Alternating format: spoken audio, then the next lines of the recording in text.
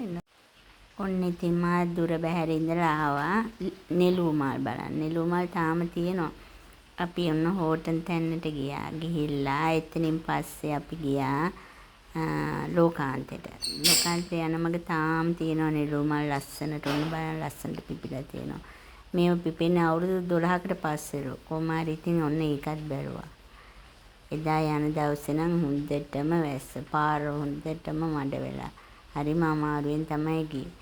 හැබැයි ඉතින් මේකේ මේ එකම දෙයක් තියෙන්නේ හදිස්සියේ කාට හරි මොනවම හරි වුණොත් නම් කරන්න කිසිම දෙයක් නැති වෙනවා. මොකද කවුරුත්ම නැහැ උදව් කරන්න හරි මේ මොකුත් ෆෝන් කනෙක්ෂන් නැහැ ඒව මොකුත්ම නැහැ. ඒ වගේ හැබැයි කවුරු හරි මොනවා හරි වුණාම ඉමර්ජන්සි කන්ටැක්ට් එකක් හරි මේ කාට හරි කතා කරන්න පුළුවන් දෙයක් හරි ඒගොල්ලෝ ඩෑස්ති කරලා තියෙනවා නම් හොඳයි.